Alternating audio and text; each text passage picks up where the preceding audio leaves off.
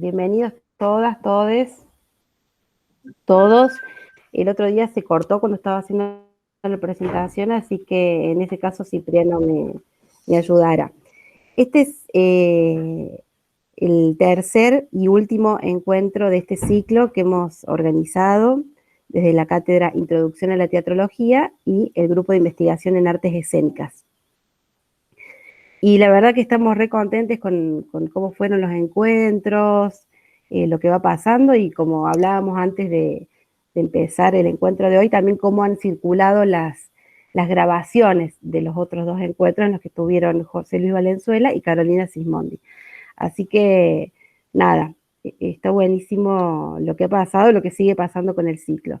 La propuesta es que nos juntemos a pensar cómo es esa relación, intersección, que es el nombre del ciclo, esa vinculación entre las áreas, los dominios, los ejercicios de la práctica y la teoría. El otro día la Caro Sismondi proponía pensar en prácticas teóricas para abandonar un poco esa relación que a veces se plantea en términos de dicotomía, de opuestos, y me pareció que estaba buenísimo.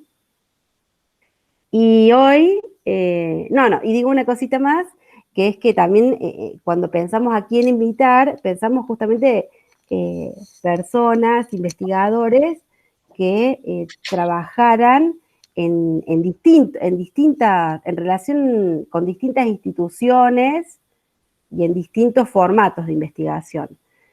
Y a Guillermo Baldo, que cierra el ciclo, lo invitamos para que nos comparta su proceso de investigación de trabajo final de la licenciatura de teatro. Proceso que llevó a la puesta en escena de la obra La niña que fue Cyrano, que se estrenó el año pasado.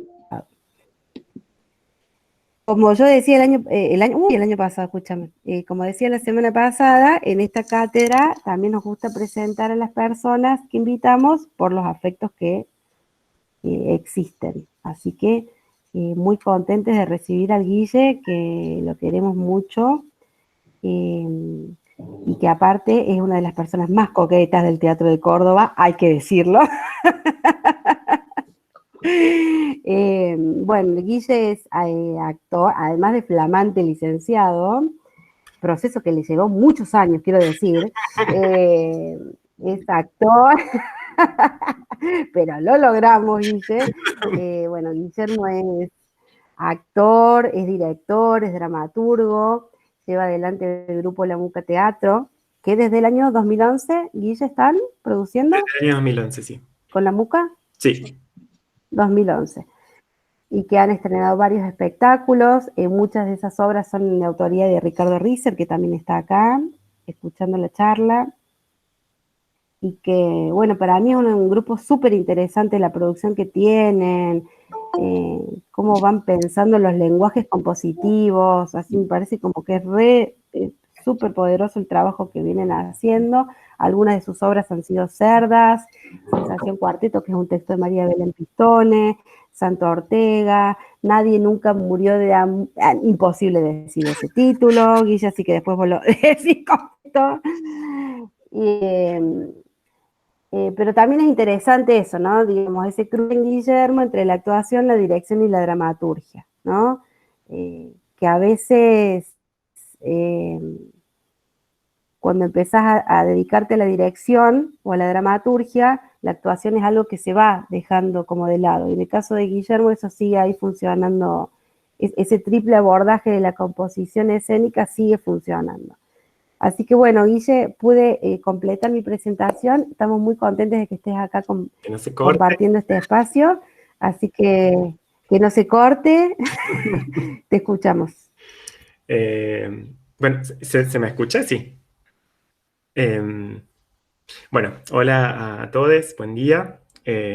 Primero, muchas gracias a Cipriano y a Daniela por posibilitar y organizar estos espacios de intercambio, y gracias también por la invitación.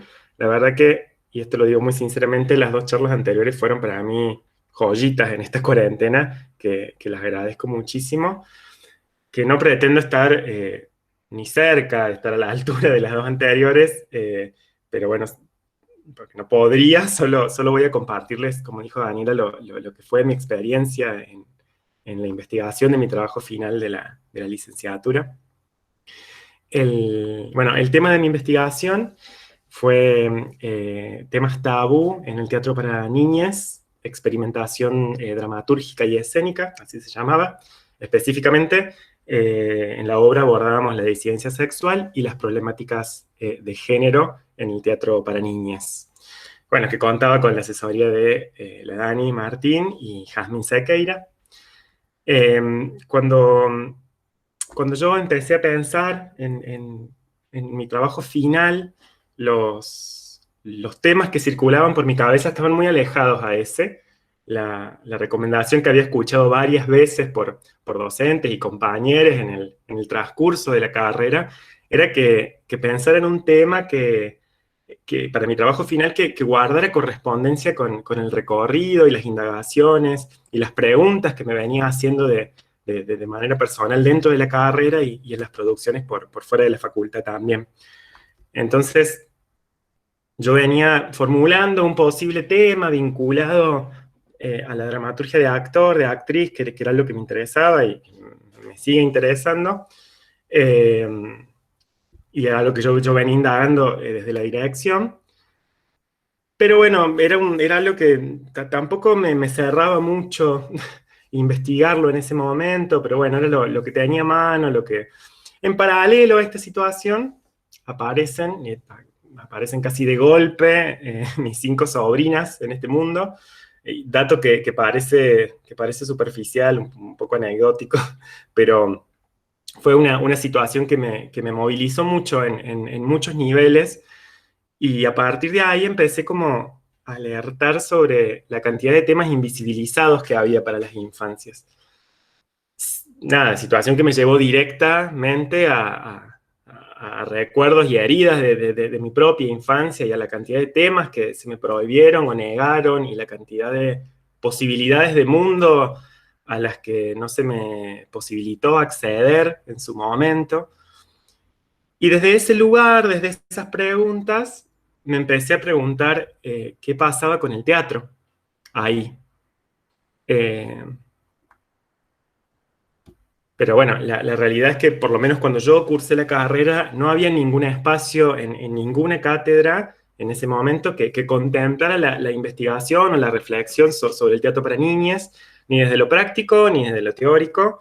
Habíamos visto algo de infancia en 2 materias pedagógicas, pero nada sobre la producción de teatro para niñas. Entonces, verdaderamente ahí se me abrió un campo sumamente desconocido sobre el cual no sabía absolutamente nada, o bueno, en realidad creía no saber absolutamente nada, porque ahí empiezan a operar también los prejuicios, porque bueno, no solo no había tenido contacto en mi formación sobre el tema, sino que tampoco veía teatro para niñas desde que era adulto, no lo veía. Bueno, cuando estaba con todas esas preguntas dándome vuelta por la cabeza, tuve la oportunidad de realizar una beca de intercambio en México, hacer un semestre de estudios allá, y fui a ver una función del grupo Teatro El Vacío, compañía, que está integrado por un cordobés y un mexicano. La obra se llamaba Jugar, y era como una obra, bueno, es una obra, supongo que la seguirán haciendo, de teatro-danza, donde no había palabras. Bueno, es un grupo que trabaja e investiga sobre el teatro para niñas. Sus producciones son para niñas, inclusive para niñas muy pequeñas, de entre 3 y 5 años. Esta obra estaba pensada para niñas de 3 a 5 años. Bueno, era una obra de teatro-danza donde no había palabras, y a mí lo que verdaderamente me conmovió y atravesó de esa obra era que de alguna manera ellos se pronunciaban poéticamente en escena. No contaban una historia, pero la obra era puro acontecimiento, y a mí me impactó muchísimo porque a la función a la que yo fui había muchas niñas de entre 3 y 5 años que estaban fascinados, y en escena no estaba sucediendo absolutamente nada de lo que se esperaría que suceda en el imaginario de una obra de teatro para niñas. Inclusive a mí me pasó antes de ir a ver la obra, si vos ves fotos del espectáculo, los vestuarios son negros, grises y blancos, o sea, ya desde ahí no había ningún indicio para mí en ese momento que me haga pensar que era una obra para niñas. Entonces, a partir de ese momento comencé a pensar que lo tabú no solo afectaba lo temático, sino también lo procedimental y todos los lenguajes que intervienen en una obra. Es decir, en otras palabras, que no solo era importante el qué, sino también el cómo se arribaban. Bueno, por ejemplo, si todos en este momento nos ponemos a pensar en una obra de teatro para niñas hipotética, seguro que vamos a coincidir en muchos puntos de ese imaginario. Eh, Digo, no sé, vestuarios coloridos, escenografía colorida, un ritmo acelerado, música, musicales, una gesticulación exagerada, movimientos amplios, generalmente suelen ser comedias, digamos, todos recursos que verdaderamente no creo que tengan nada de malo de manera aislada, digamos, son decisiones y son búsquedas, pero cuando se repiten y parecieran responder más a una idea de lo que se piensa, cómo tiene que ser el teatro para niñas, como una especie de receta, y no surgen de un devenir de escuchar sobre lo que están demandando las indagaciones para la escena, o las búsquedas poéticas, o el devenir del proceso, es cuando no sé, me parece importante preguntarnos, bueno, qué idea de niña estamos teniendo, cómo nos vinculamos con las niñas, qué pensamos sobre ellas. Yo desde ese momento empecé a ver mucho teatro para niñas y frente a cada producción intentaba responderme esas preguntas, como, bueno, ¿qué idea de niña están teniendo en cuenta? ¿Desde dónde se están vinculando? ¿Desde dónde se hace ese trabajo? Porque, bueno, a pesar de que ya varios investigadores, investigadoras, hacedores de teatro para niñas se han encargado de asegurar que no existen temas prohibidos en la escena, la realidad es que la escena para niñas sigue muy limitada en sus contenidos, procedimientos y recursos escénicos. Hay, hay muchos temas que no se encuentran con facilidad en el teatro para la infancia, o, o por lo menos que no se abordan con las complejidades que las niñas se merecen, como por ejemplo la disidencia sexual, el abuso sexual, la pobreza, el suicidio, la muerte, no sé, las problemáticas de género, bueno, etcétera. Eso también depende según los contextos. Y bueno, y aunque cada vez son más las producciones que comienzan a abrir sus fronteras temáticas, hay una frase de Graciela Montes que a mí me encanta, que dice que muchas veces los temas solo simulan a abrirse y en verdad cierran a veces. Un ejemplo para mí claro sobre esto y que todos vamos a conocer muy bien es Disney, donde, bueno, por ejemplo, comenzaron a aparecer las princesas empoderadas y valientes, pero bueno, siguen siendo princesas hegemónicas, heterosexuales, la mayoría blancas, de clases dominantes, y bueno, y podríamos seguir adjetivando y adjetivando y adjetivando. Ahí hay un claro ejemplo de cómo Disney se apropia de discursos y los vacía, como que no hay un interés genuino de abrir el juego a nuevos paisajes representacionales, hay un interés de mercado. Bueno, ese es un ejemplo un poco extremo y lejano, pero tampoco hay que irse tan lejos para encontrar ejemplos de ese tipo o parecidos. Bueno, todo esto... Hasta estaba leyendo ahí el chat. Tal cual. Bueno, todo esto nos invita a pensar que no basta con que los temas poco transitados comiencen a ocupar un espacio dentro de la lista de temas abordados, sino que resulta igualmente importante desde dónde, de qué manera, cuál es el vínculo con el público y atendiendo también a qué recursos y a qué géneros teatrales. Y acá ya metiéndome más profundamente, un poquito más en la investigación en sí, bueno, de esta manera el proceso de escritura, de investigación y puesta en escena de lo que terminó siendo La niña que fue Cyrano, surge como la concreción de un deseo, que era el de realizar una obra de teatro para niñas, en donde una posible infancia disidente no heteronormada sea representada.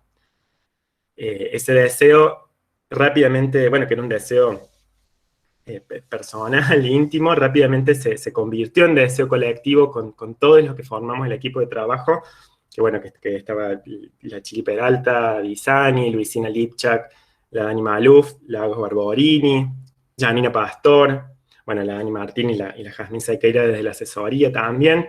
Y bueno, y así me gusta pensar que así como colectivo deseante fuimos ensayando lo que terminó siendo la niña que fue Cyrano, que, bueno, para los que no la vieron, hago una pequeña síntesis. La obra cuenta la historia de Valentina, que siendo una mujer adulta, reconstruye su propia infancia y en ese reconstruirse a ella misma, se recuerda como una niña que era niña y también era niño, y recuerda también su primera historia de amor, que fue con su mejor amiga.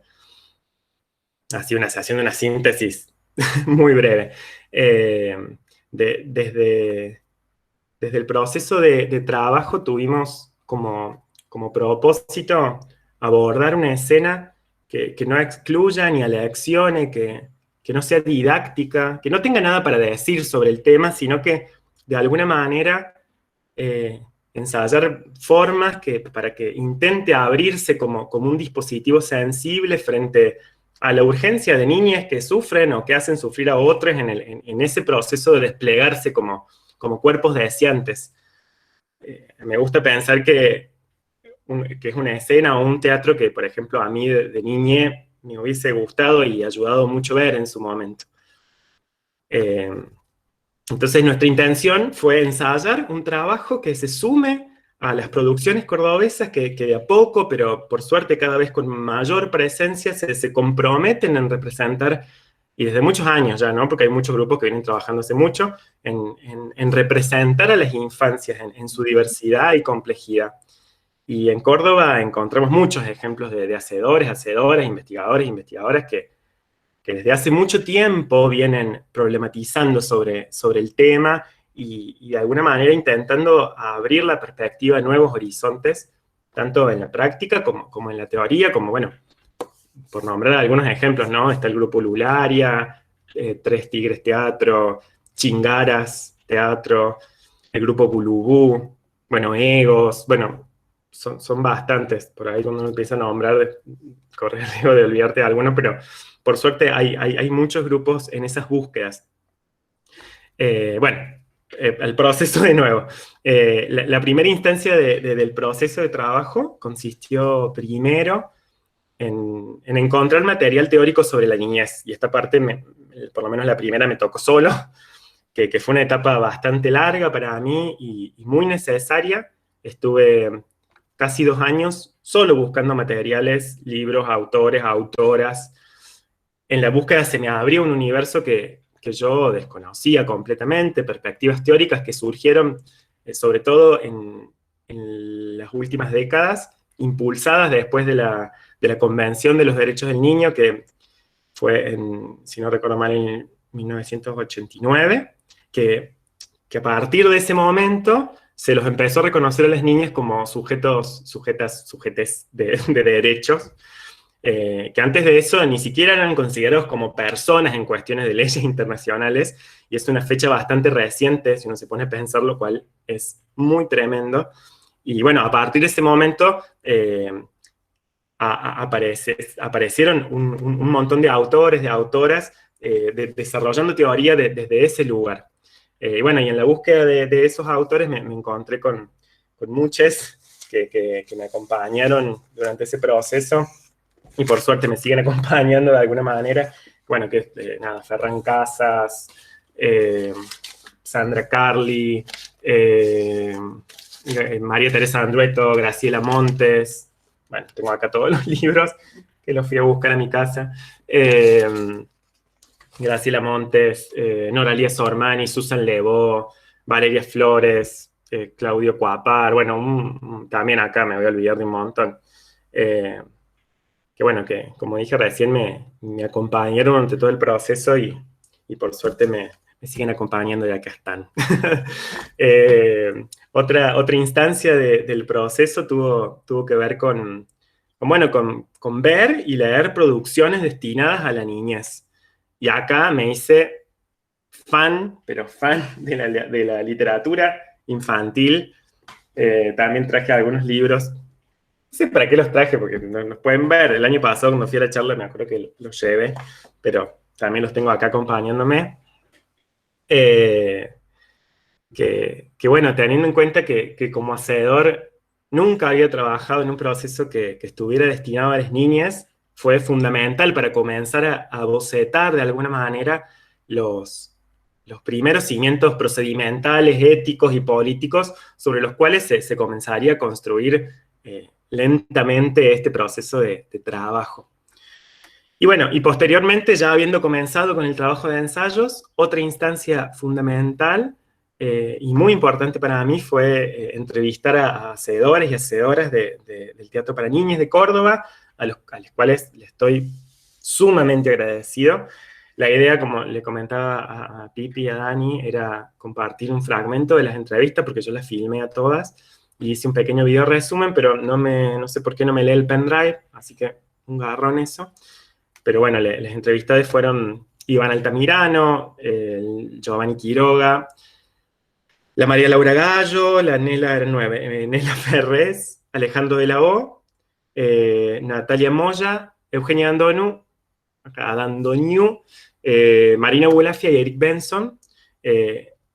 Todas ellas desde hace muchos años ya se venían haciendo estas preguntas que yo recién me empezaba a hacer ahora. Entonces escucharlo fue realmente de muchísima ayuda y les estoy, nada, enormemente agradecido.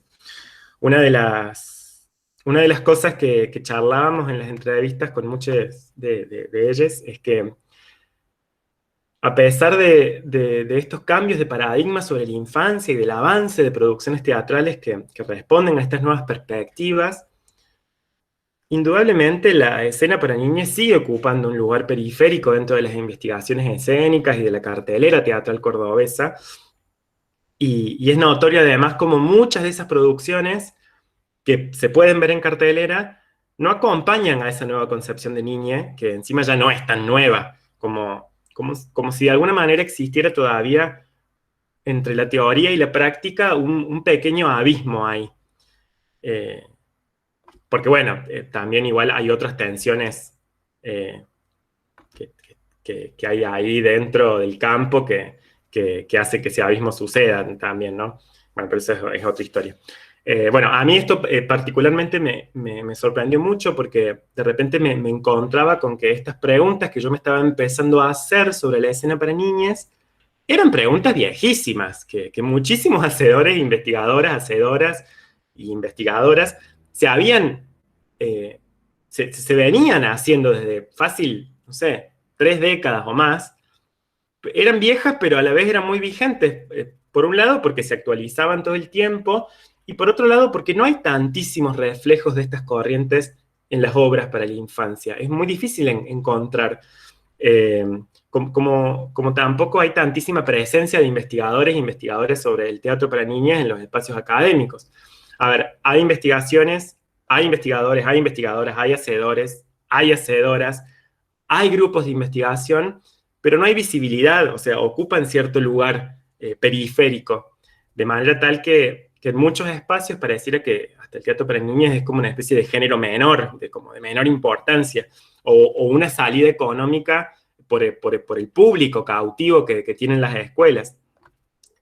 Bueno, y tomando un poco las palabras de la María Teresa Andrueto, que también, que le agradecí mucho que sus palabras me acompañaran en este proceso, cuando ella habla de la literatura, pero bueno, se puede pasar al teatro, nada, que el teatro es teatro, más allá de a quién sea dirigido, y muchas veces el adjetivo para niñas o para la infancia pareciera que se come un poquito el sustantivo teatro, inclusive dentro del imaginario que se pueda tener sobre eso. Bueno, volviendo al proceso de la obra en sí, bueno, como si las problemáticas sobre las disidencias sexuales o las problemáticas de género no fueran ya de por sí lo suficientemente conflictivas y complejas en nuestra sociedad, las niñas cargan además con una herencia implícita del que Ferran Casas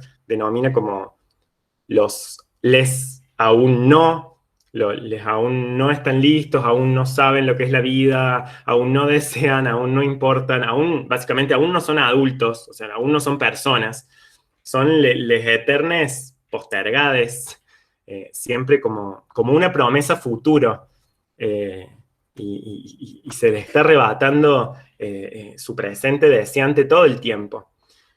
Fue fundamental para mí encontrarme con las investigaciones de este sociólogo español, que está acá, que la verdad que me ha servido mucho, porque desde ahí pude acercarme a pensar que existe una idea, un imaginario colectivo, individual, de lo que las niñas son, necesitan, disfrutan, entienden, lo que él denomina como representación social.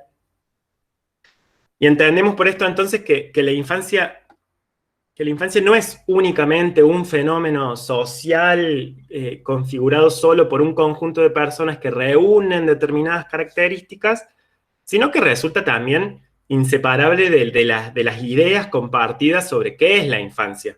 Algo que se termina por asumirse como una verdad y que termina también condicionando a las niñas, limitando sus posibilidades de experiencia o perspectivas de análisis fuera de esa lógica.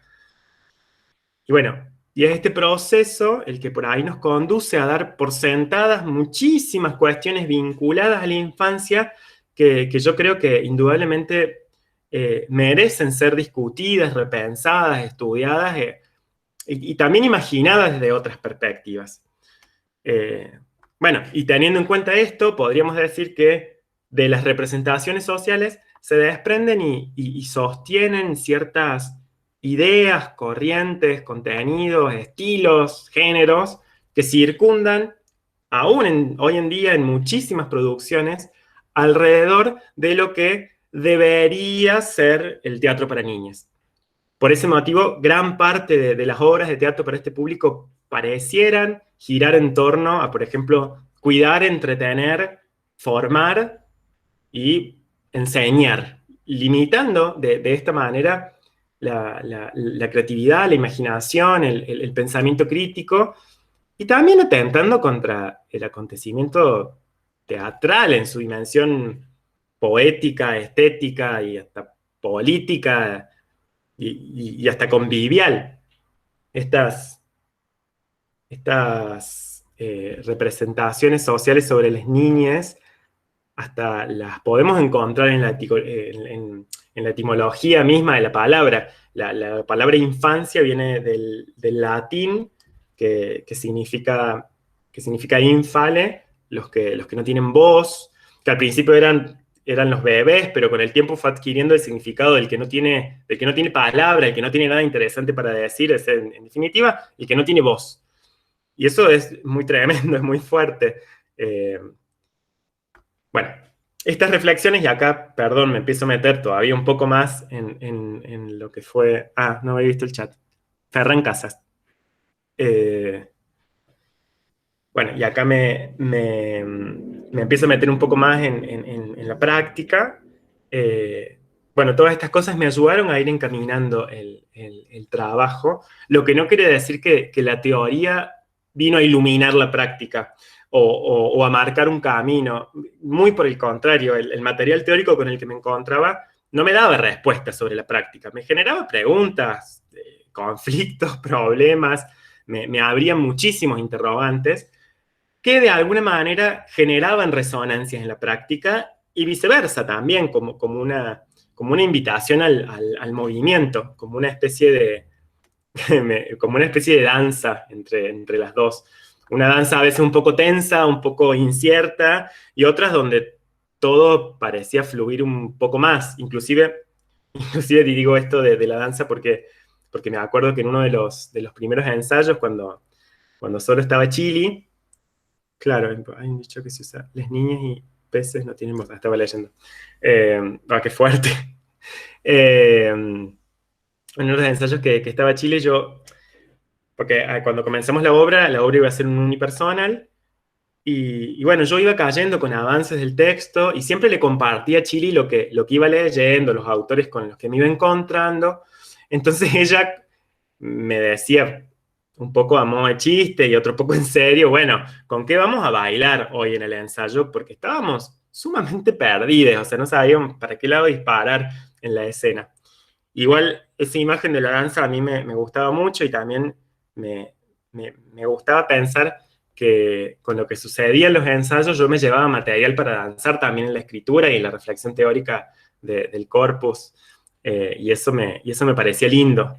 Y en ese trabajo de resonancia mutua y conflictos y preguntas se fue desarrollando un poco el proceso.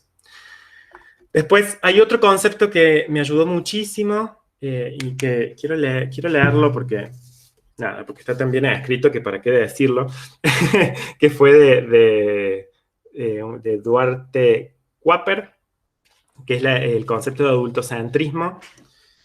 Voy a leer un fragmentito muy breve, que dice: la idea de adultocentrismo es una noción que refiere a la existencia de un sistema de dominio que, visto en una sociedad de pluridominio, se conjuga con otros sistemas de dominio como el patriarcado, el capitalismo, la segregación territorial.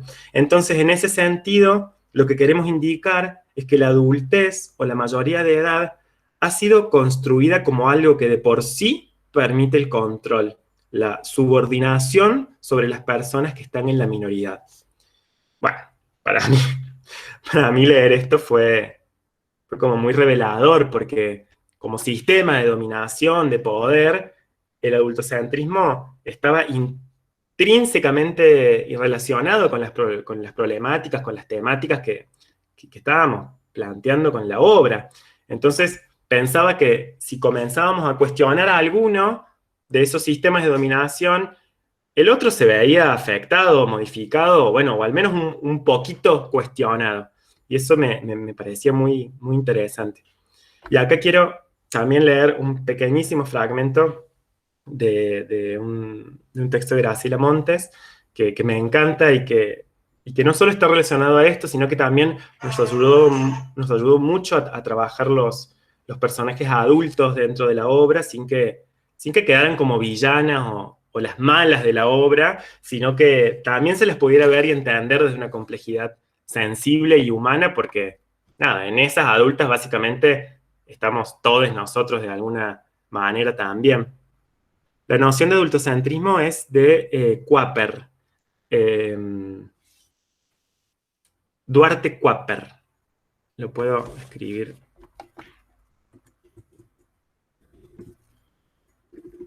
Ahí va.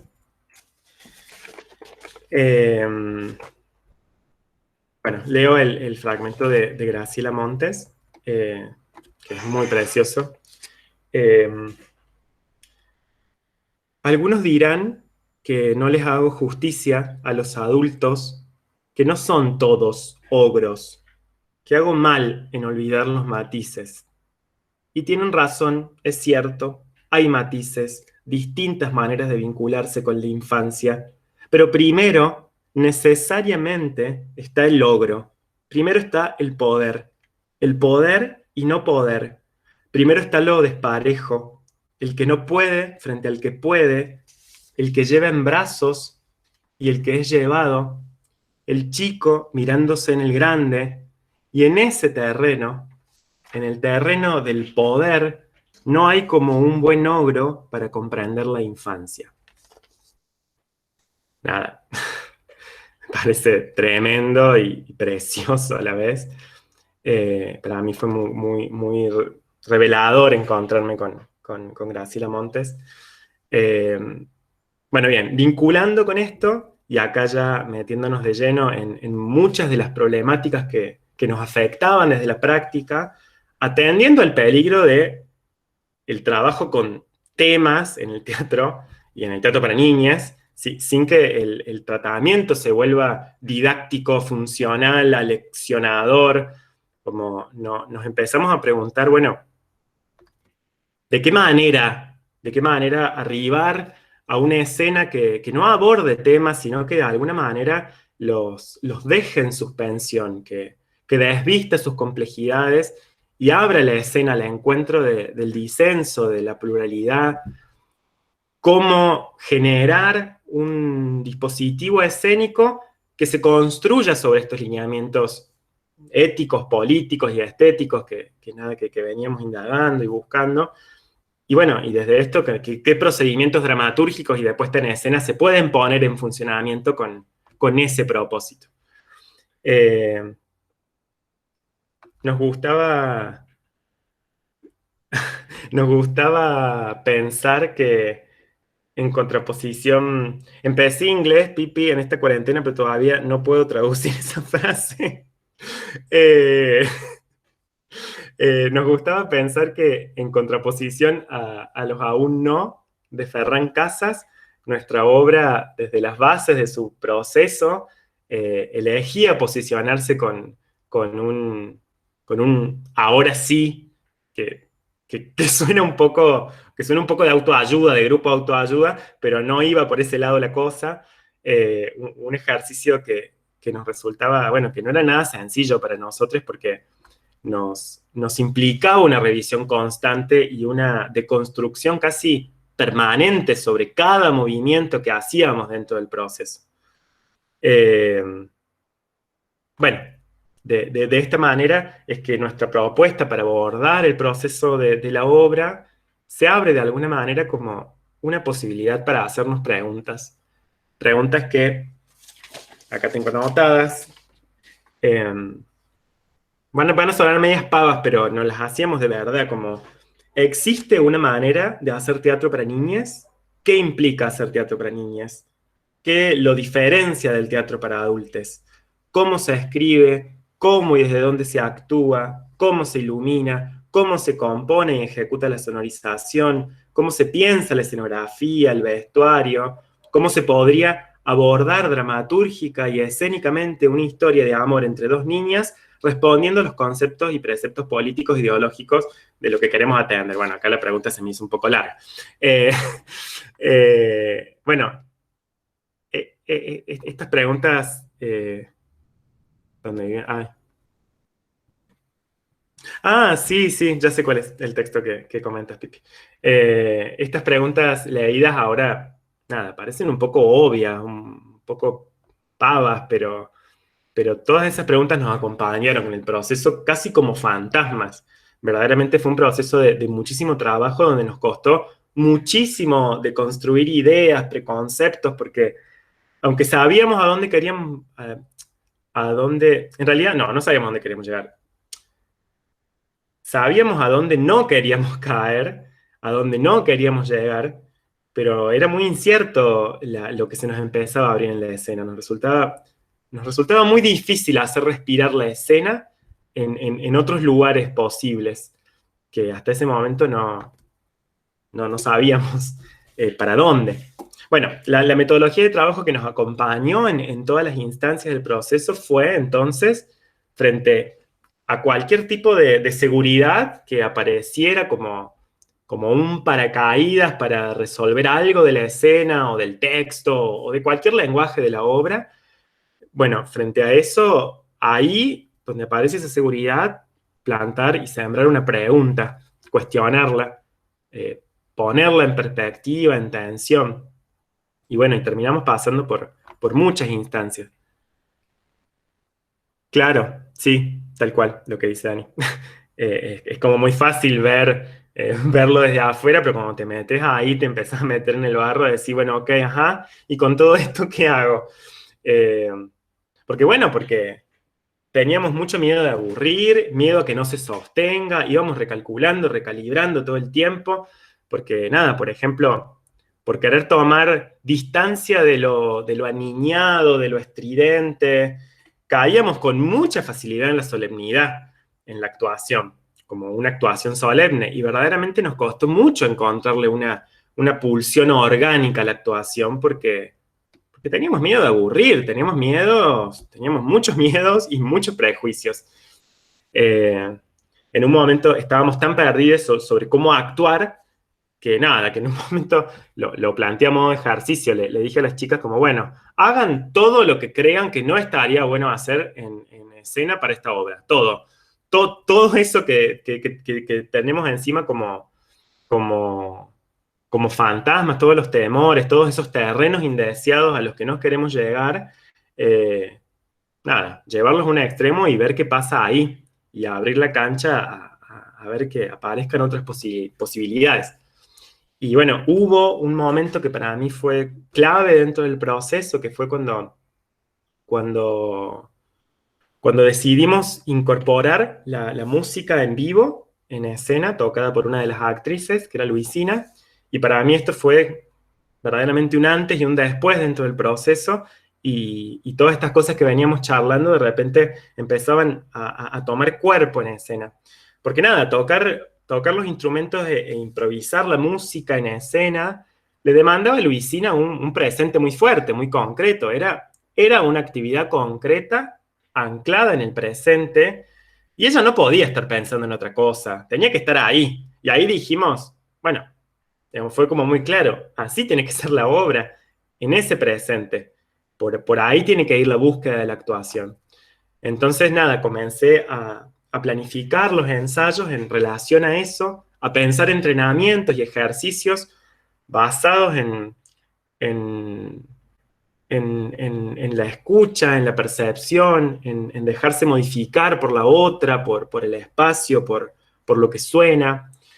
Durante más o menos, sí, durante 3 meses, todos los ensayos fueron con las actrices sentadas en silla, hablando, escuchando y percibiéndose, con los instrumentos al lado para improvisar sonidos, y nada, dejándose acariciar por las palabras de la otra, dejándose modificar por la otra, improvisando desde ese lugar, sin representar la escena, con acciones en el espacio. Y a medida que, bueno, que las chicas iban ganando confianza en esos cuerpos más, si se quiere, perceptivos, porosos, permeables, sensibles, fuimos sacando las sillas y empezamos a probar las acciones en el espacio, pero siempre escuchando o intentando escuchar lo que pasaba entre ellas dos. Y bueno, varias veces tuvimos que volver a las sillas porque algo de ese vínculo que respiraba entre ellas se perdía.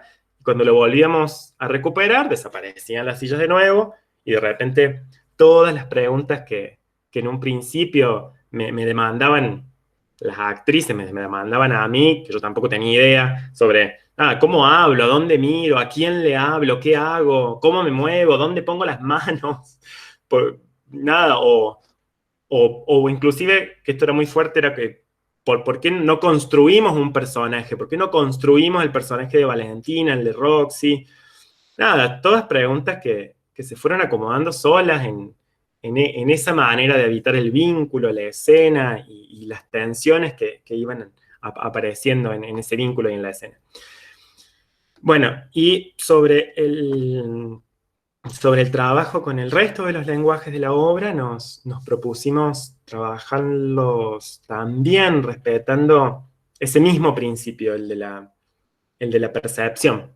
De la percepción, el de la escucha, el devenir del movimiento como política de trabajo, eh, como manera de vincularnos y de ir articulando las diferentes materialidades de la escena, intentando generar en la escena un dispositivo sensible, si se quiere, un dispositivo de percepción. Bueno, y estoy haciendo como una síntesis de todo, espero no estar aburriendo demasiado, y sobre el tratamiento del tema de la disidencia sexual y las problemáticas de género.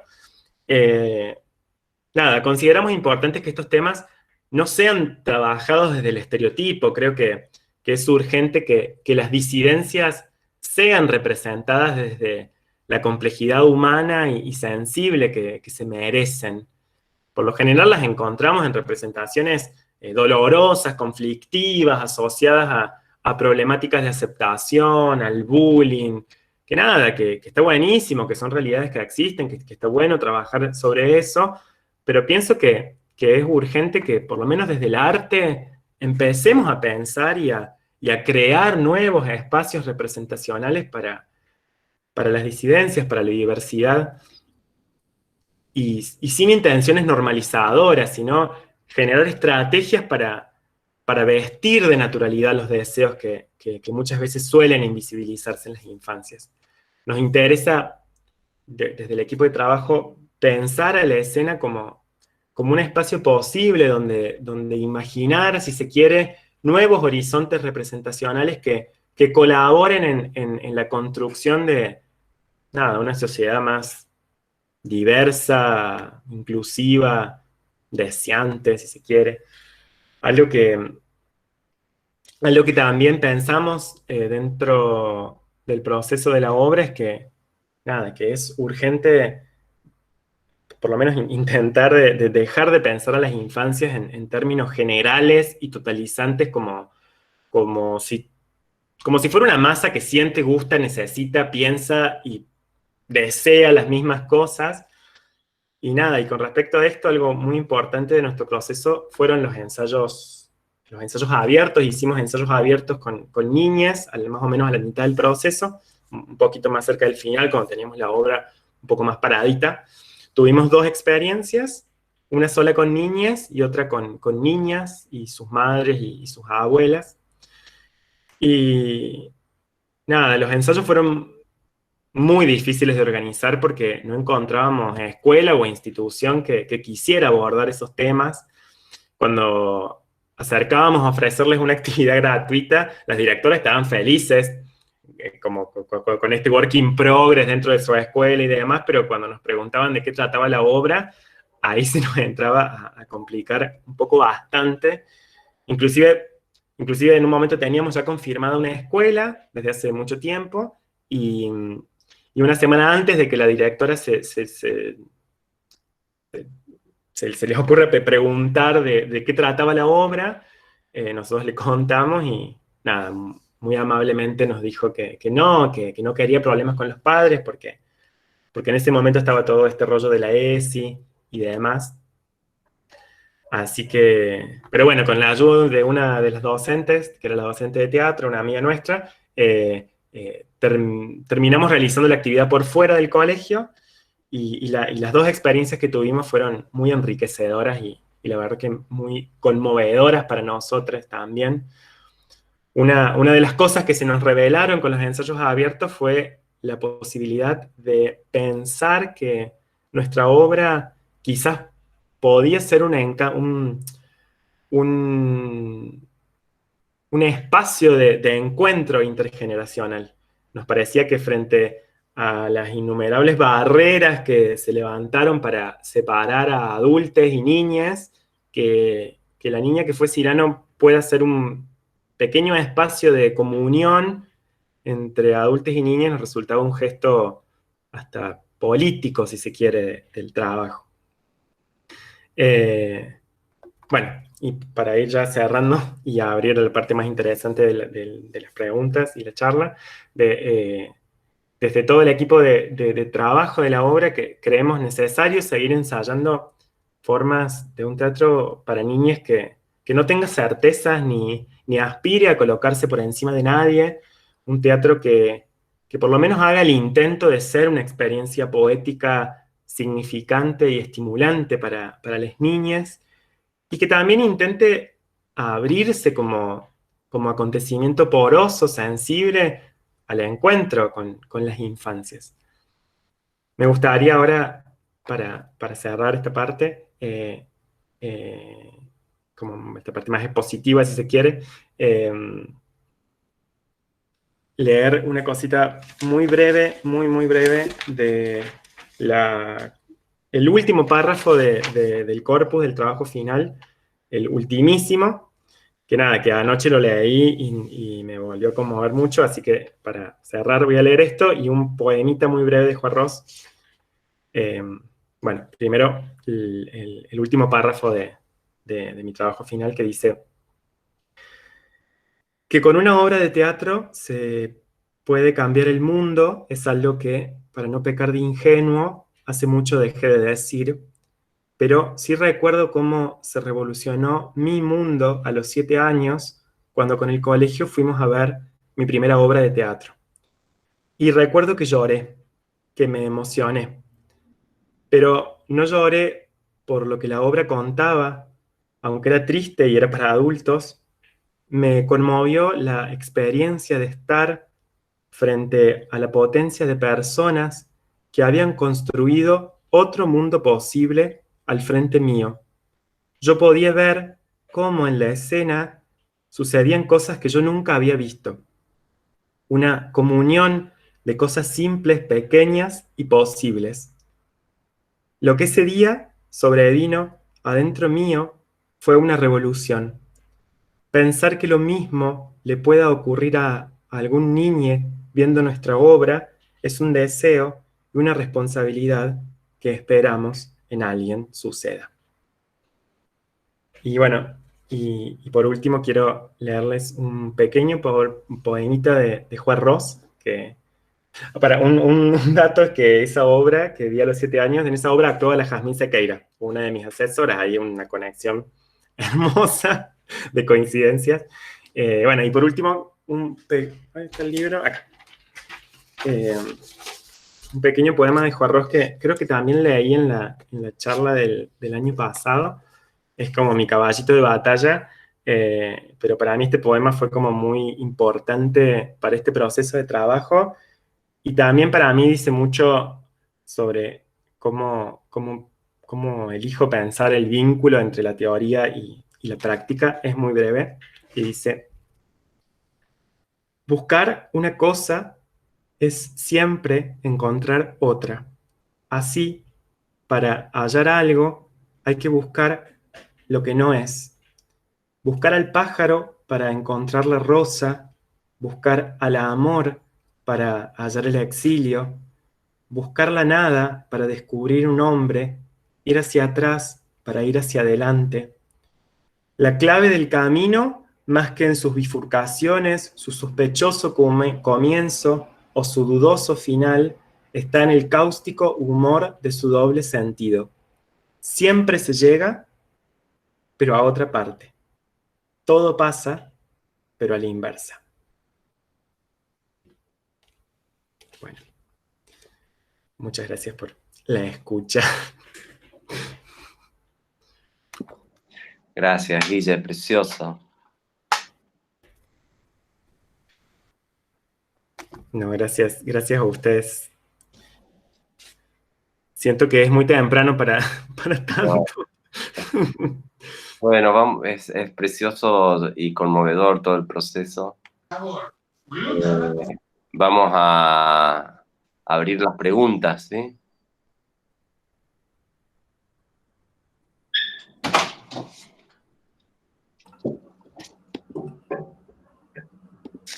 Esto no es una pregunta, pero perdón, Araceli, corto. Ah, está bien. Di. Dale, Wadi. No, que me parece como... No sé cuál es el adjetivo, pero como siempre se nos está diciendo, digamos, que no hay que, desde la teoría, ¿no? Y que no hay que educar al público, que no hay que darles de comer en la boca, esto y aquello. Y con el teatro para niñas siempre está esa perspectiva didáctica horrible, obvia. Yo estaba pensando en que justamente a mí me gustaría hacer teatro para niñas, tengo como muchas ideas respecto a las niñas y me gustó que Guille haya desarrollado ese tema acá. Ay, bueno. Gracias, Guada, supongo que es Guada, pues Guadix. Hay una pregunta en el chat que dice: me gustaría saber cuál fue la respuesta de los pibes cuando vieron la obra. Bueno, muchas. En primera instancia, como comentaba al principio, el primer encuentro con las niñas fue en unos ensayos, lo cual fue algo muy, muy tremendo y muy emotivo para nosotros. Y también lo interesante fue que, si bien la obra estaba paradita, así ya la teníamos a toda, bueno, de principio a fin, por lo menos armada,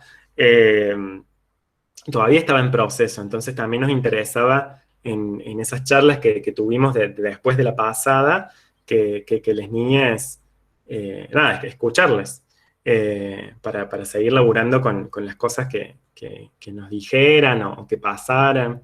y sucedieron cosas muy, muy, muy tremendas. Así, una de ellas fue, por ejemplo, en la función que hicimos solo para niñas, en una escuela donde no había madres, un niño que era de 5º grado, o sea que habría tenido 10 años.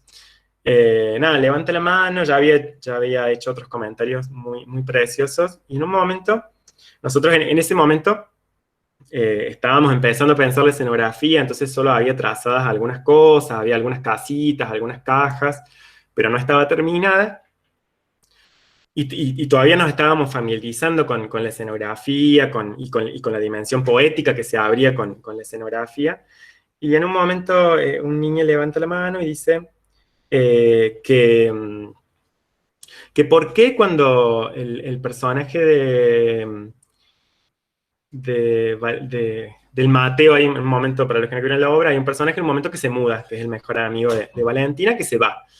Entonces, que por qué cuando ese personaje no se iba, no agarraba su casita, porque en la escenografía hay muchas casitas pequeñas de un pequeño barrio, ¿por qué no agarraba su casita y se la llevaba? O sea, no el personaje, sino Valentina, ¿por qué no sacaba de la escena la casita? Nosotros nos quedamos como, wow, o sea, querés venir a dirigir la obra, porque verdaderamente era como una cosa muy preciosa esa imagen, que no solo que la retomamos, sino que además seguimos laburando sobre eso. Entonces cuando el personaje de Roxy, que era el personaje de Luisina, se muda al barrio, ingresa con su casita y la deja ahí en el barrio. Y esa decisión surgió del comentario de un niño que lo amamos. Y después nada, en las funciones nos han pasado, verdaderamente nos han pasado cosas muy bellas porque ahí también aparece una dimensión que en su momento no teníamos idea, y creo que tampoco ahora tenemos idea sobre a qué edad está dirigida la obra. Es como algo como muy difícil de definir, y también creo que muy peligroso, porque ahí también ingresan los prejuicios, porque, qué sé yo, nosotros la recomendamos para niñas a partir de los 8 años. Pero bueno, eso no quita que, por ejemplo, en una función nos pasó que una niña, creo que tenía 4 o 5 años, la hija del Sabi del Barco, fue a ver la obra, y después la madre, cuando llegaron a la casa, la niña se puso a armar con cajas de zapatos, como su pequeña escenografía, y se agarró como una guitarrita chiquita y empezó a actuar partes de la obra, y decía, nada, de Roxy, yo gusto de vos, y nada, y la madre me filmó eso y me lo mandó, y nada, y tenía 5 años. Como también nos pasó de que, para el que, no sé, que habrá niños y niñas de 12 que no les gustó la obra, y que no tiene que ver con las edades necesariamente, que tiene que ver con los intereses. Digo, a nosotros como adultos no nos gustan las mismas cosas, y con las niñas pasa lo mismo. Hay cuestiones como, bueno, sí, más formales, de que obviamente si el niño tiene 3 años, no le vas a llevar una obra de texto pesado, largo, porque no le va a interesar, porque no la va a seguir, porque se va a aburrir. Pero saliendo de esas cuestiones más estrictas, yo creo que los límites son más difusos, o por lo menos es más interesante pensarlos de esa manera. En ese sentido, yo te quiero contar una cosa. Cuando acá nos dieron para analizar obras, con mi grupo había que analizar una obra. Bueno, no elegimos la niña que fue Cipriano, pero yo las vi todas. Y se la envié a un amigo que está haciendo su tesis para recibirse de psicólogo, que trabaja, no me acuerdo cómo se llama el instituto, pero en un instituto público con niñas con discapacidades motrices, mentales, niños que tienen capaz 14 años, pero que tienen un desarrollo y aparte han tenido una educación como dirigida a que sean eternas niñas de 3 años. Y el Facu, mi amigo, se los mostró, se les hizo ver a la obra, él tiene una relación muy hermosa con ellos. Y me contaba que, por ejemplo, varios de ellos, por ejemplo uno, no habla, o sea, se considera que él no tiene la capacidad para hacer, digamos, una relación semántica entre las cosas y de sentido. Entonces, según el sistema, ese niño no tiene la capacidad del lenguaje. Y me contaba que después de ver la obra, empezó a hacer muchos sonidos, bla, bla, y él siempre hacía eso, pero solo.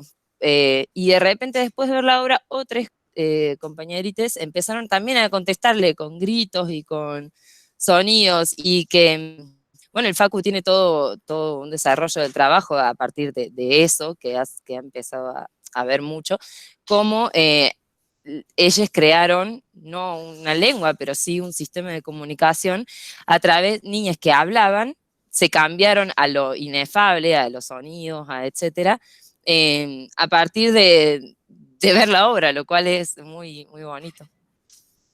No, bueno, gracias por compartirlo. Guille, hola. Hola. Ay, wow, qué fuerte. Pues es que, Perdón que me meta un segundo. Eso, que la Becky quería hablar, eso quería decir. sí, yo sí, junto con mi compañera Carol, elegimos tu obra. Nos encantó, yo aparte ya la había visto, recomendada por un amigo que había ido con su hija, o sea que ya venía de públicos destinados como ustedes pretendían.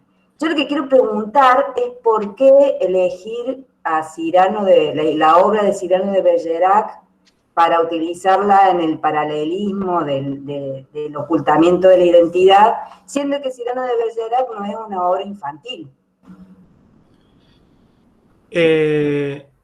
Bueno, en realidad el Cyrano apareció en un momento, yo cuando empecé porque yo escribí la obra antes del comienzo de los ensayos, después sí la fui modificando, pero la estructura de la obra ya estaba escrita, y cuando empecé a pensar en la obra, empecé a trabajar con material autobiográfico, digamos. Muchas de las cosas de la obra son de mi infancia. Inclusive hasta el día de hoy me doy cuenta que más de las que yo pensaba cuando escribía no me daba cuenta, pero sí se correspondían a mi infancia. Y ahí empecé a pensar como en el Cyrano, como en esta historia de ocultamiento, de esconderse detrás de algo por el temor a no ser amado. Y bueno, había algo de eso que me sensibilizaba, que me atravesaba, que creía eh, que hablaba de lo que yo quería trabajar. Entonces apareció el Cyrano, que yo lo había leído de adolescente y me había gustado mucho.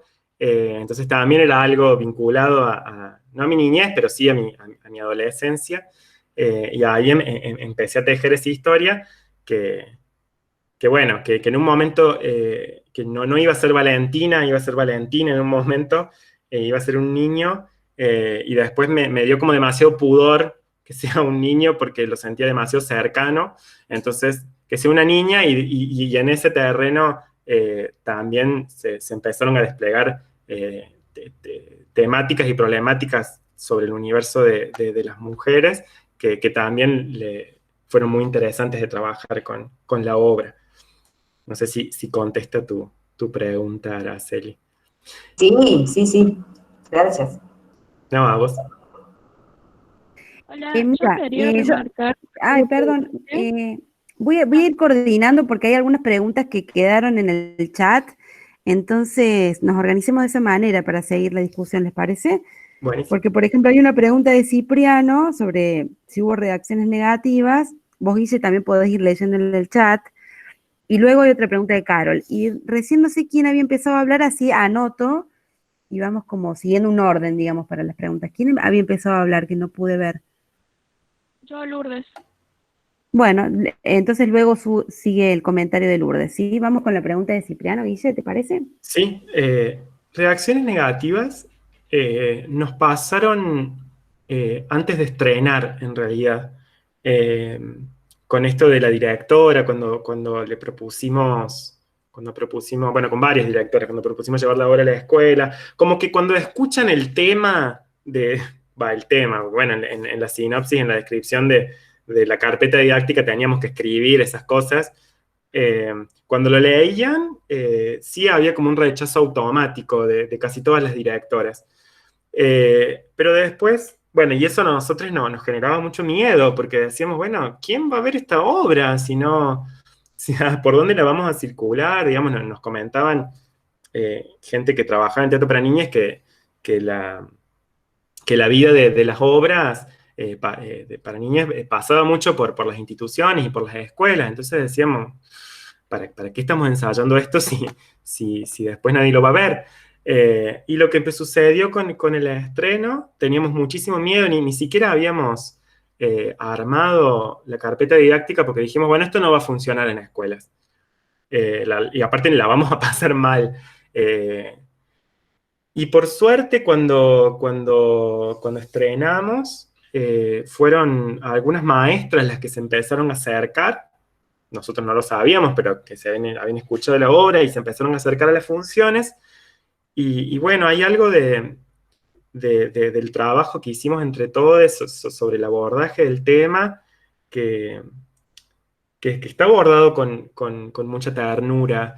No es para nada violenta la manera o no indica, no señala una manera de pensar. Entonces, fueron las maestras mismas las que después se comunicaron con nosotros para llevar la obra al colegio. Y eso fue algo muy, muy precioso, que el año pasado tuvimos varias oportunidades de llevarlas a escuelas y lo que sucedió ahí fue muy lindo.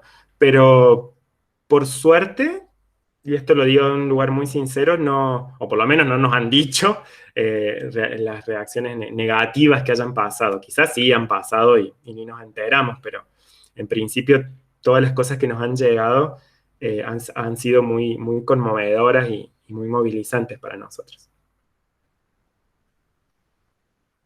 No sé si hay otra pregunta en el chat, estoy como medio perdido. Mira, sí, sigue una pregunta de Carol, pero que es un poco similar a lo que estuviste desarrollando. A menos, Carol, que quieras agregar algo más a la pregunta que formulaste.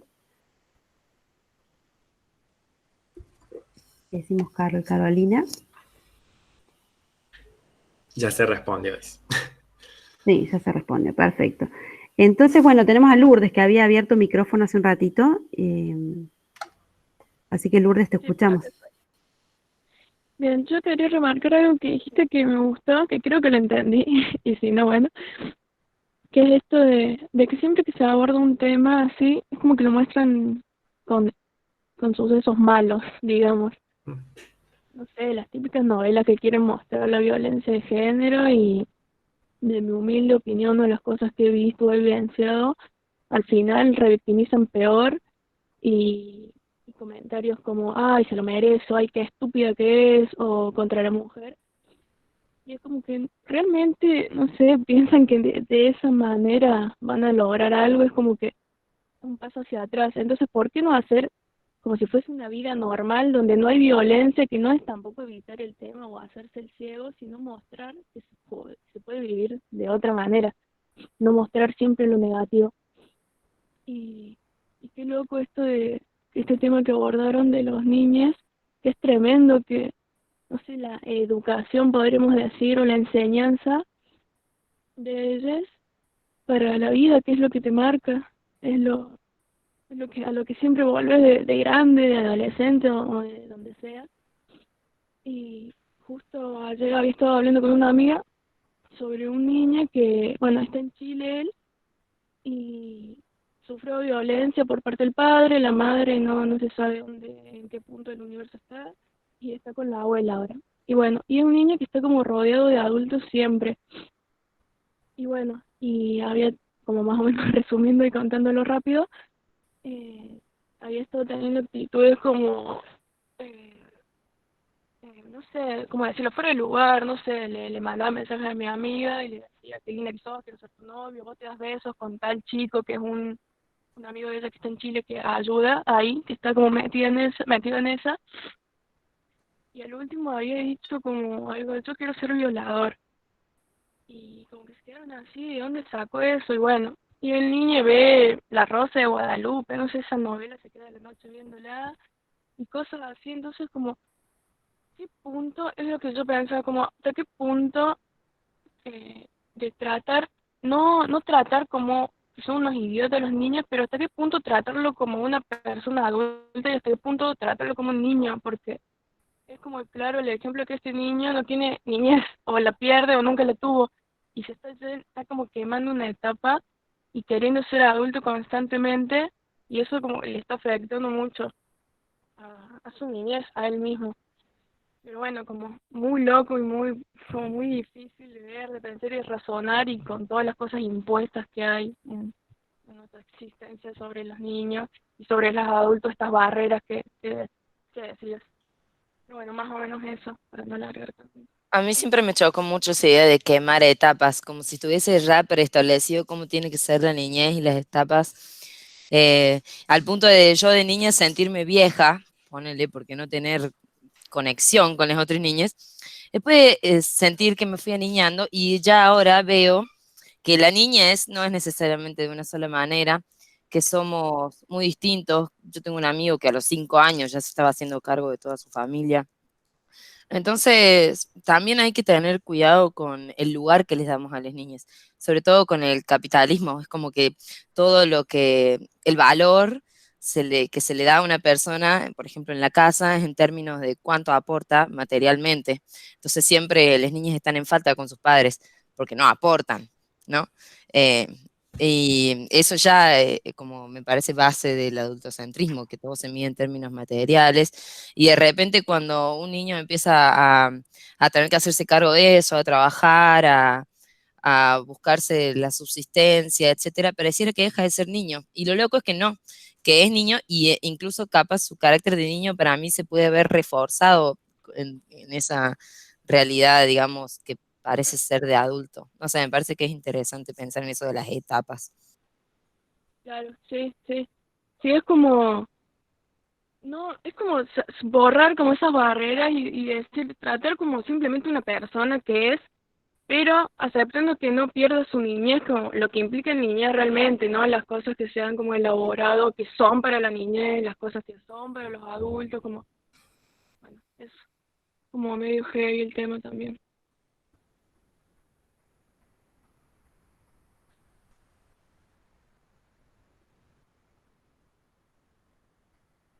Hay, estoy leyendo las preguntas del chat. El nombre del poema, del último poema, es Roberto Juez Ross. Está en Poesía Vertical.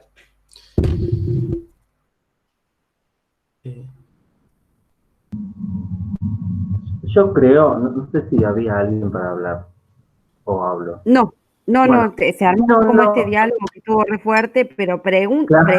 preguntas no hay, sino que hay como, también Guille, un montón de comentarios en el chat que si alguno te sirve como disparador para seguir pensando cosas, está bueno también. Pero Maxi, vos querés seguir, tomamos la palabra. No, pensando un poco como, me quedé pensando en esto, ¿no? De que, de las infancias, no sé, también como, bueno, Guille, vos nombraste a Sandra Carli, y bueno, Carli lo que trabaja mucho infancias en Argentina, que está re piola, así como que contextualiza bastante cómo fueron cambiando los imaginarios en torno a la educación, y bueno, Sandra como que siempre, como que pone mucho el acento de que hay infancias con ese, entonces como que lo de quemar etapas, como que siempre hay que como contextualizar mucho. Sí es cierto de que hay algo como una revictimización con, bueno, no tiene niñez o pierde la infancia, y en realidad, bueno, hay que pensar cuáles son los límites para definir la infancia, digamos, en relación al contexto, qué sé yo. Sí, yo me quedaba pensando mucho en relación a las narrativas posibles que se le acercan a los niños en torno a qué ser o a qué proyectar ser. Digo, hay algo loco en la infancia que sucede, que es que uno imagina qué es lo que quiere ser y todo está en el mismo nivel. Digo, puede estar en el mismo nivel ser bombero como ser violador, digamos. Y uno rápidamente acudiría como a hacer un juicio moral sobre eso, decir, ¿cómo puede ser que alguien desee ser eso? Pero bueno, también tiene que ver con cuáles son los imaginarios posibles que uno acerca para construir. Hay una autora que se llama Deborah Britzman, que es yankee, y ella tiene un texto muy bonito, que no me acuerdo si era hacia una educación del amor o una cosa así, y se pregunta, bueno, ¿cómo construir imaginarios posibles en la escuela? Dice, si los chicos cuando van a las bibliotecas se encuentran con todos historiadores que son heterosexuales. ¿cómo van a conocer otra historia si la historia que tienen disponible ha sido construida por heterosexual? Entonces ella ahí habla sobre como la importancia de producir cosas. Y yo cuando vi tu obra, Guille, yo cuando la vi, como no solamente dice como la apreciación de que zarpada la obra por toda una cuestión técnica, sino también yo pensaba como el carácter de reparación que tiene ciertas producciones, en el sentido que es con lo que vos habías empezado, esto de, wow, voy a un mundo que por más que sea 1 hora y media de encuentro, no sé cuánto dure la obra, donde veo una narrativa posible, y la veo posible en cuerpo. Digo, así como lo que pasa en la televisión, de que veo La Rosa de Guadalupe y de pronto fantaseo ser violador, también uno puede fantasear otras cosas. El tema es eso, ¿no? ¿Qué producciones habilitar que estén próximas y cuáles no? Y después, sobre cómo yo pensaba, bueno, qué sé yo, es como ver casos por casos, ¿no? Pero también el tema de educar moralmente a los niños es algo muy difícil porque el niño relativiza mucho, pero porque justamente los parámetros de lo real que tiene son ultra relativos, digo, está todo al mismo nivel de cosas. Pero bueno, digo por ahí como para tener cuidado siempre con los juicios morales, qué sé yo. No sé, hay niños, por ejemplo, yo de niño me gustaba mucho transvestirme. Y mucha gente, cuando ve niños que hacen eso, como que buscan decirle, bueno, es trans, al toque, como si el deseo fuese tan transparente y uno pudiese asociar rápidamente ciertos deseos con ciertas identidades y políticas identitarias. Y quizás no, quizás sea un juego de exploración. ¿Qué sé yo? Digo, que quizás uno en los deseos... digo, si hay algo que uno aprende mucho con todo lo que venís hablando, Licia, es que no hay que aleccionar al deseo o marcarle los caminos ya hechos. Quizás justamente haya que hacer como el poema de Juarros, digo, equivocarse, perderse, ir a un lado a buscar una cosa y te encontrás con otra, y a partir de esa cosa vas a otra, qué sé yo. O sea, me quedaban pensando esas cosas. De todos modos, y pensaba que esto que comentás vos sobre los imaginarios posibles que se le acercan a las infancias, está vinculado con lo primero que comentó Lourdes sobre estos lugares dolorosos a los cuales se asocia la disidencia, la diversidad, y como una decisión que tomamos primero desde la dramaturgia y después de la escena, fue como que lo doloroso de la obra esté puesto en otro lado, esté puesto en la mudanza, esté puesto en los cambios, esté puesto en ese proceso de crecer y que por ahí hay personas que se van, y que con la disidencia pasen otras cosas, que se construya, que se construya otro paisaje posible. Y esto hilando también con la pregunta anterior, como qué pasa con las niñas, algo que sucede en todos los desmontajes que tenemos en las escuelas.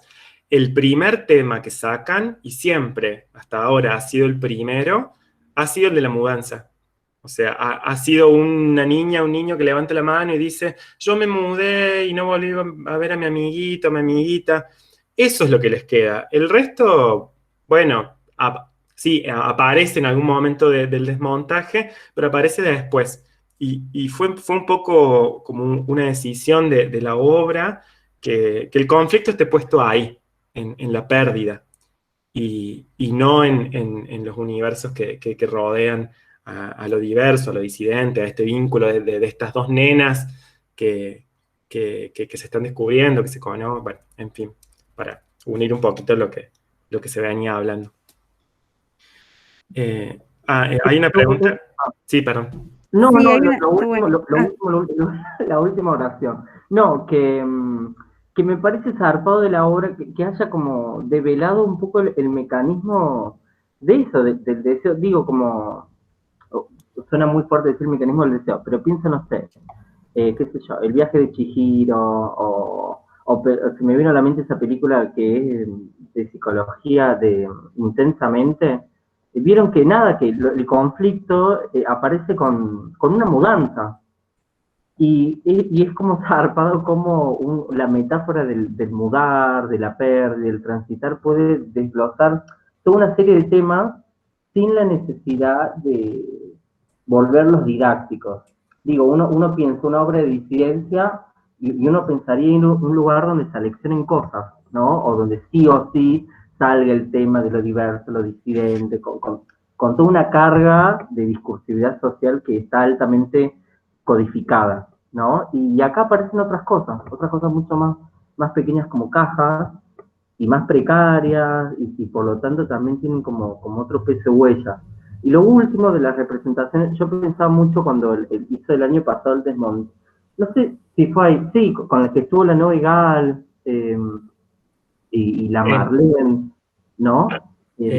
Sí, Sí. en la función de las 100 horas. Sí, y yo pensaba lo loco que siempre que uno piensa cuando tiene que hacer como representaciones de los procesos de disidencia, de diversidad, siempre aparece el dolor, pero muchas veces el dolor clausura, ¿no? Digo clausura preguntas, clausura inclusive mundos posibles respecto, bueno, desde la pregunta, desde el placer, desde la imaginación o desde la exploración por la exploración en sí misma. No sé, me quedé pensando para pensar eso, las narrativas que uno hace. Si no siempre uno estancarse en el dolor, también genera eso, que de pronto se vuelve como, bueno, sí o sí, si quiero transitar esto, voy a perecer en el dolor. Y quizá el dolor esté, pero sea algo, qué sé yo, como un condimento más del paisaje, ¿no? Sí, De bueno. sí, está buenísimo eso. Guille, hay una pregunta ahí de Sí. Cami Duarte. Es que el hincapié de por qué había madres y abuelas. Bueno, en una de las experiencias que fue la que hicimos afuera de la institución, cayeron las nenas, las niñas, con sus madres y abuelas a acompañarlas en esta actividad que ya no era del colegio. Y nosotros no sabíamos que iba a pasar eso. Pensamos que las niñas venían con la profe, que era una amiga nuestra. Bueno, obviamente, claro, estaban las madres, querían saber qué onda esa actividad. Y de repente nos dio un poco de miedo. Fue la primera experiencia con público. Entonces, y tuvimos la charla de desmontaje después para nosotros que queríamos escuchar a las niñas, y obviamente las primeras que hablaron fueron las madres. Lo cual al principio dijimos, oh, pucha, pero después fue muy interesante. Porque, bueno, alertamos de que la obra podía tener un valor de esto que comentaba, de este espacio intergeneracional de encuentro, que no hay muchos lugares en donde adultos y niñas se puedan encontrar y charlar, y también de cierto valor que tenía que ver con las cosas que quizás después se podían hablar entre las madres, los padres, bueno, había solo madres en ese, pero bueno, las madres, los padres, las abuelas con las niñas. Y nada, las cosas que decían las madres eran muy tremendas porque hablaban desde un lugar por ejemplo, de identificación con hay un personaje que es el personaje de la madre de Valentina, que Valentina la actúa, digamos, como que la recuerda, y se sentían muy identificadas con ese personaje, y las cosas que dice ese personaje son tremendas. Entonces se reían, y tenerlas a sus hijas al lado que asentían. En un momento una nena dice, y bueno, porque el problema es que Valentina no se quería poner vestidos. Y la madre quería que se pusieran vestidos, pero Valentina no quería, al lado de la madre. Y era muy precioso de ver ese encuentro, esa charla. Y después lo de las abuelas, bueno, había dos abuelas en realidad. Y hubo una que estuvo toda la función, toda la pasada del ensayo inmóvil, así con las chicas decimos, pobre mujer, ¿qué estará pensando? Y cuando era lo de la charla, medio que le esquivábamos un poquito la mirada porque nos daba un poco de miedo o pudor lo que podía llegar a decir. Y cuando ya llegando al final del montaje, ella levanta la mano y dice, nosotros pálidos, Pálides, y dice, bueno, dicen que la obra es, porque bueno, habían hablado mucho las madres, de que la obra era fuerte, de que les había pegado mucho, entonces ella dice, dicen que la obra es fuerte, que no sé qué cosa, y para mí no es fuerte, para mí es tierna. Y ahí la chica fue como... Y bueno, y habló unas cosas más de su vínculo con su nieta, de las cosas que charlan, y fue un regalazo para nosotros ese encuentro con las niñas y con estas mujeres que las acompañaban, que también es importante eso. Por lo general las niñas no van soles al teatro. O sea, salvo que estén en una escuela, pero está la maestra, nunca van soles, o sea, siempre hay un adulto ahí mediando. Entonces, es importante también ese trabajo con los adultos y ese espacio que se abre de comunicación entre ellos. Yo tengo una pregunta, Guille. En algún momento de la... ¿Puedo? Perdón, Dani. Sí, claro, no, sí, claro. Perdón, no sé si había alguien antes, por eso. Bueno, voy. No, perdón, justo se me había apagado el micrófono. No había nadie antes, así que todo bien. Perdón. No, es que en algún momento de la charla vos decís que, no me acuerdo exactamente, que hay un abismo que se empieza a colar cuando empezás con la investigación, digamos, que hay algo que se abisma, que también José Luis hablaba un poco de que la investigación abre como un espacio de incertidumbre, de abismo, ¿no? Pero al mismo tiempo también empieza a generar un territorio de donde investigar, empieza a generar como un campo propicio para la investigación y que además tu trabajo genera, me parece a mí, condensa por lo menos el pensamiento de muchos y muchas y muchos que están pensando el teatro en la infancia, digamos. Lo que hacen los chicos de Teatro al Vacío también está vinculado con cosas que suceden con Susan Le Beau, está continuado con cosas, digamos, en el mundo hay mucha gente que está pensando algo similar, se empieza a armar red, digamos, pero en la ciudad de Córdoba es cierto que también hay muchos que están, o muchas y muchos que están pensando esto, pero es incipiente, y tu obra genera como una punta de lanza, y tu investigación empieza a generar como, bueno, esto es posible, ¿no?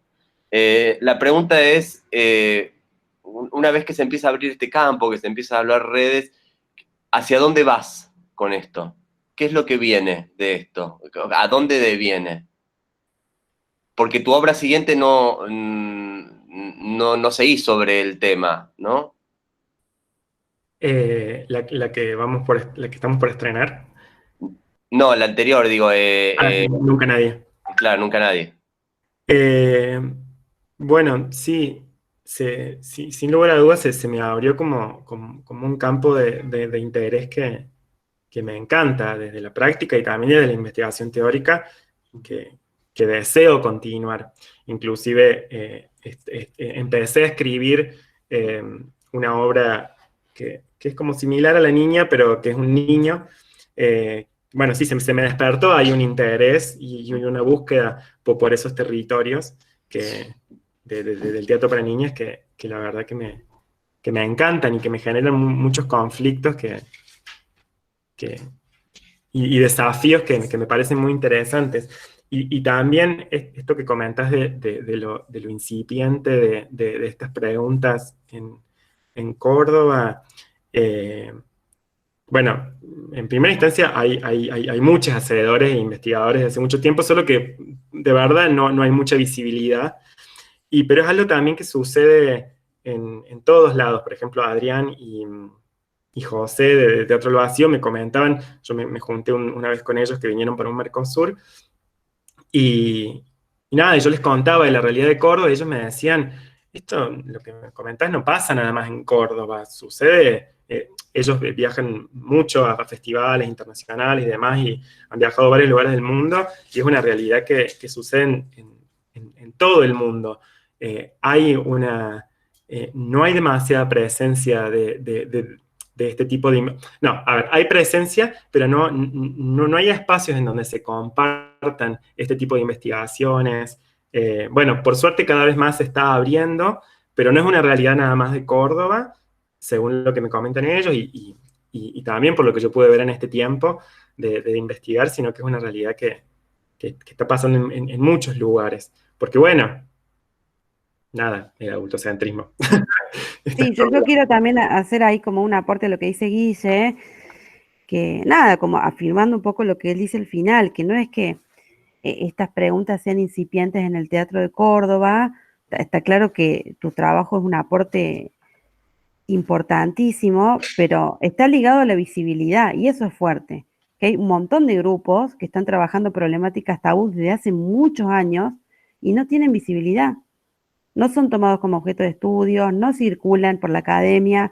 Vos en un momento, Guille, hablabas de los géneros menores, ¿no? Como el teatro para las infancias podría decirse que es pensado así. Lo mismo pasa con el clown, con el teatro comunitario, con el teatro foro, que son todos prácticas escénicas que en la academia no circulan como objeto de estudio. Y en eso, digamos, como universitarios tenemos que hacernos también una autocrítica que fue porque muchos de nosotros nos dedicamos como al teatro experimental, que también es un género menor, un género o una práctica minoritaria, ¿no? Y sin embargo, parados en lo experimental, no dialogamos con todas esas otras prácticas que también son consideradas por el sistema de lo hegemónico como prácticas minoritarias, ¿no? Eso es re fuerte también, me parece. Y por eso digo, a mí me encantó acompañar ese proceso de investigación, porque también me puso a estudiar un montón de cosas que yo no miraba, no leía. Sí veo mucho teatro para las infancias, pero que no todo ese recorrido teórico que vos haces acompañando el proceso. Pero es muy fuerte la cuestión de la visibilidad en relación también a la práctica del teatro para las infancias. Es re fuerte eso también. Otra cosa a ser pensada. Y no sé si alguien más quiere, bueno, acá hay como comentarios, pero ya tendríamos que ir cerrando, no sé si hay alguna otra pregunta. Yo les quiero recomendar una serie animada que ve mi prima que tiene 4 años, 5, así que bueno, que se llama Clarence, está en Netflix y son dibujitos.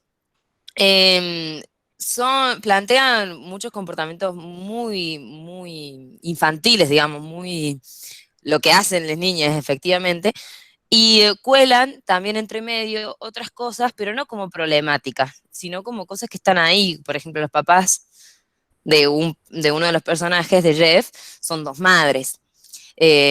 Ponen la cosa del divorcio, ponen la cosa de la diferencia de clases, todo metido en un contexto de juego, y también como las niñas tienen sus propias problemáticas y están muy bien planteadas, para mí muy bonito, para que lo vean, como para niñas, pero para adultos también.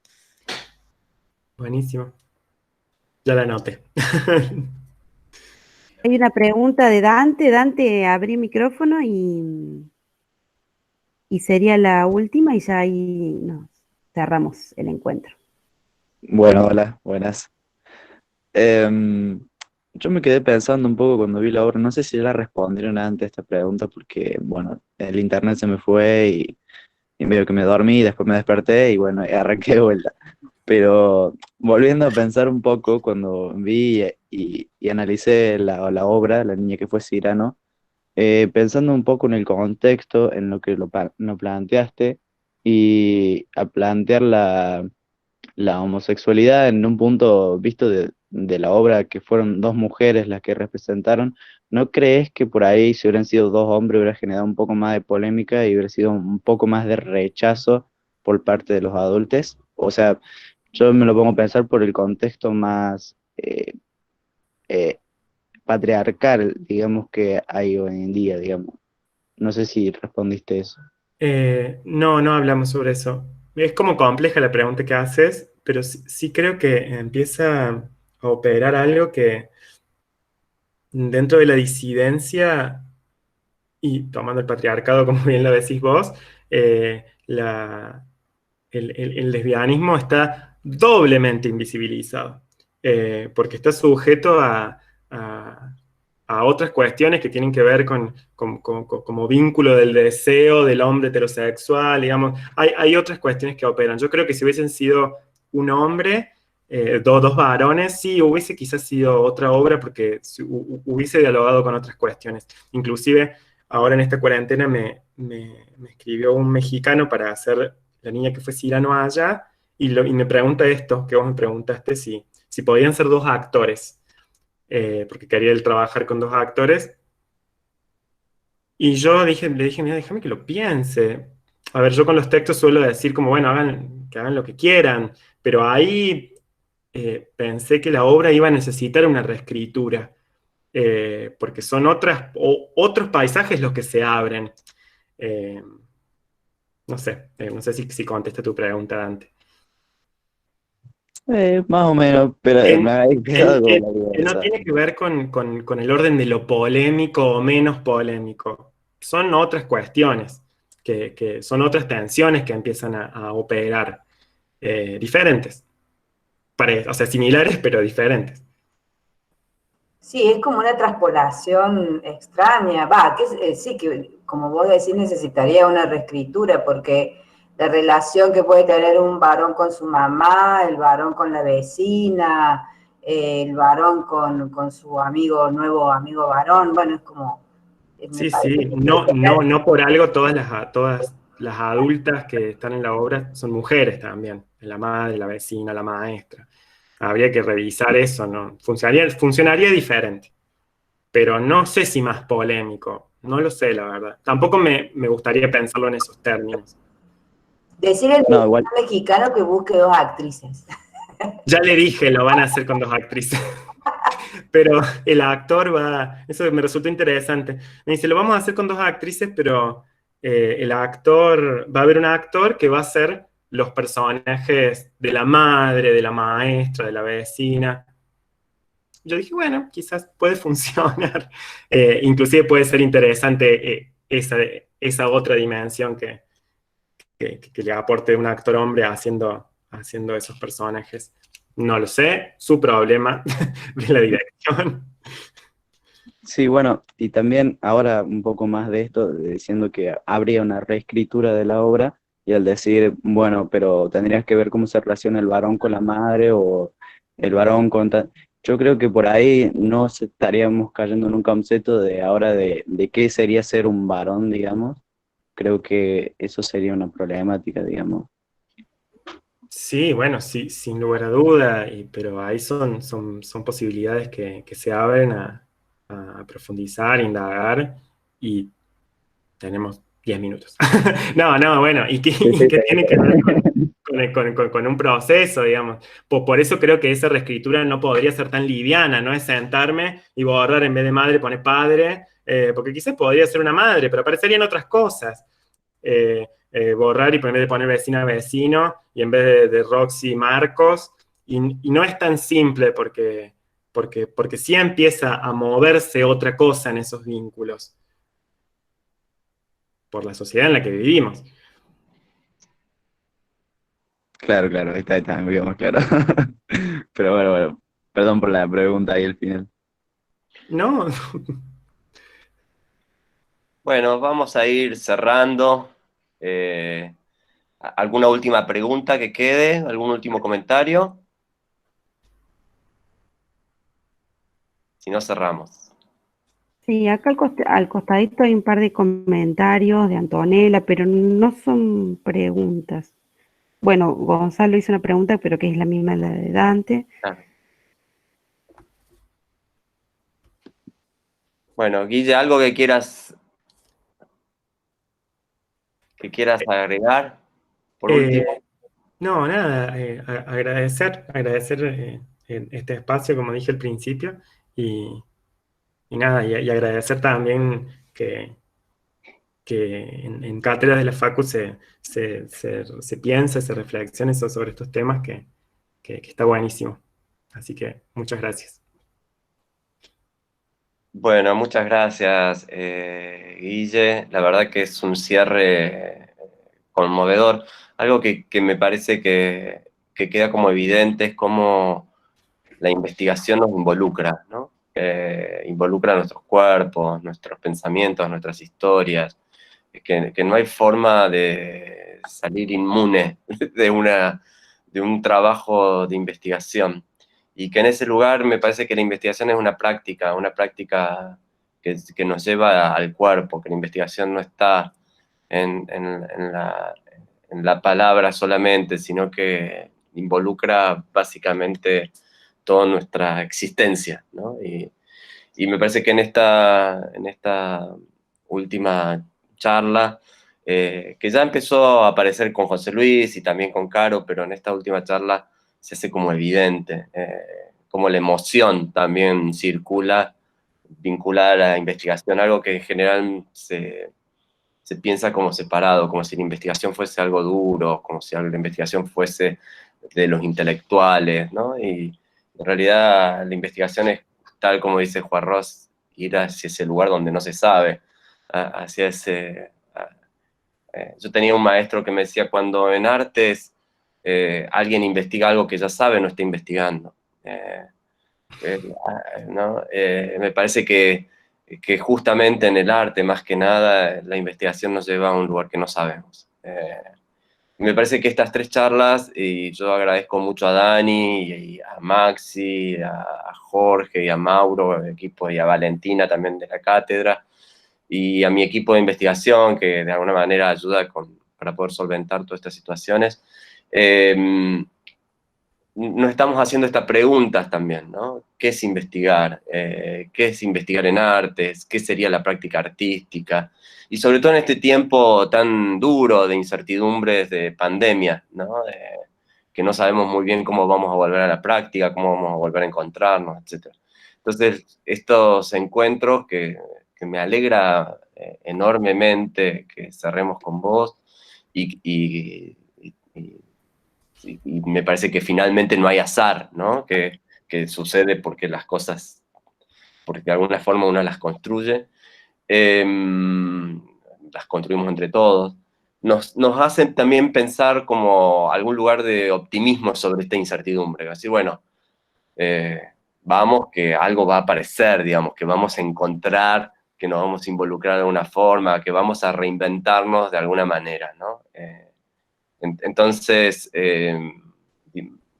nada, realmente muy agradecido no solo de tu charla, sino de todo el proceso y del acompañamiento de todas y todos en esta instancia. Así que juntarse a las 10 de la mañana a hablar de teoría y práctica, ¿no? Y tener 50 personas es un montón. Así que, bueno, resistencia, reinventarnos, resiliencia, bueno, etcétera, un montón de palabras que nos ayuden a sentir que no todo se fue al diablo y que tenemos como algo de poder,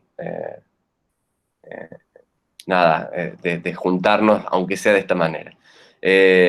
Mi psicoanalista decía, lo virtual es real, así que acá estamos, ¿no? Bueno, abrazo grande para todas y todos y todes.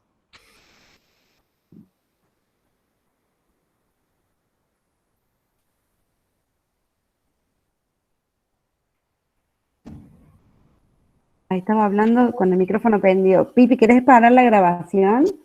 Paro la grabación ahora. Bueno, y...